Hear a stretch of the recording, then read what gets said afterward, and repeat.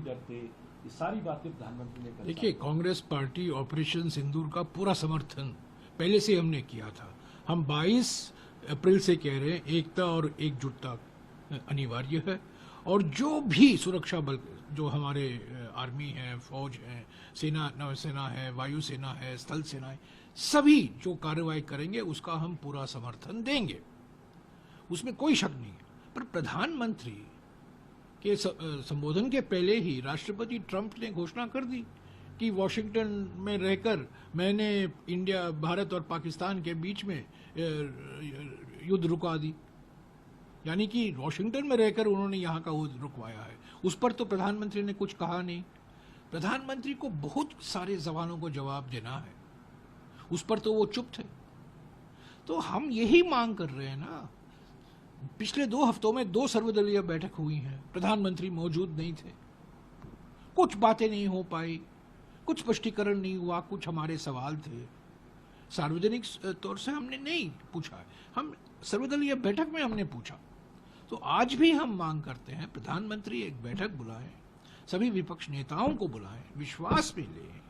और ये क्या बार बार राष्ट्रपति ट्रंप घोषणा कर रहे हैं कि भारत और पाकिस्तान के बीच में वार्तालाप होगा और तीसरे जगह में वार्तालाप होगा, न्यूट्रल साइट में वार्तालाप होगा, इस पर इसकी सच्चाई क्या है? और उन्होंने कहा है क्योंकि अभी इसके बाद व्यापारिक संबंध जो है, आर्थिक संबंध जो है और भी मजबूत होंगे।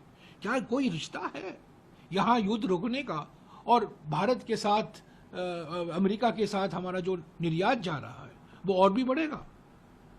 तो ये क्या राष्ट्रपति ट्रंप के ओर से, उपराष्ट्रपति वांस के ओर से, सेक्रेटरी ऑफ स्टेट रूबियो की ओर से जो बयान आ रहे हैं, ये हम क्या, हमारा क्या रवैया है, हम क्या चाहते हैं, हमारा रुख क्या है? विदेश मंत्री चुप हैं, राष्ट्रीय सलाहकार, जो सुरक्षा सलाहकार हैं वो चुप हैं, प्रधानमंत्री तो अपनी चुप्पी तोड़ते ही नहीं है किसी मामलों पर। हालांकि 19 जून 2020 को उन्होंने चुप्पी अपनी तोड़ी थी और चीन को एक क्लीन चिट दे दिया था, जिसकी वजह से हम कमजोर हो गए। मैं एक और बात कहना चाहता हूं, महत्वपूर्ण बात कहना चाहता हूं। कारगिल युद्ध जब समाप्त हुआ, जिसमें हम विजयी हुए, हम विजय हासिल की, 3 दिन बाद, सिर्फ 3 दिन बाद 29 जुलाई 1999 को अटल बिहारी वाजपेयी की सरकार कारगिल समीक्षा समिति का गठन करती है। 5 सदस्य उसमें हैं, और उस समीक्षा समिति की अध्यक्षता कौन करते हैं? जो रक्षा मामलों में सबसे बड़े विशेषज्ञ माना जाते थे, के सुब्रमण्यम, उन्होंने इस समिति की अध्यक्षता की।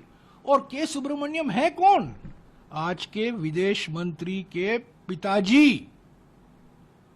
और ये कारगिल समीक्षा समिति की रिपोर्ट पार्लियामेंट में पेश किया गया 23 फरवरी 2000 को। उसमें से बहुत सारी सीक्रेट चीजें थी, क्लासिफाइड मटेरियल था, गोपनीय मामले थे, उसको निकाला गया, और वास्तविक है और निकाला भी जाना चाहिए।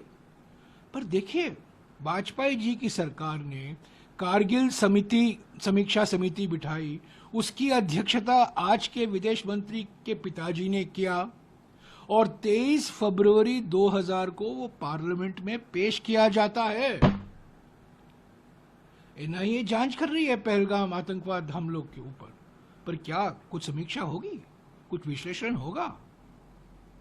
तो यही तो हम सवाल प्रधानमंत्री से पूछना चाहते हैं। प्रधानमंत्री तो सवाल का जवाब नहीं देते हैं, एक लाइन देते हैं, कोई फिल्मी डायलॉग मारते हैं और चले जाते हैं।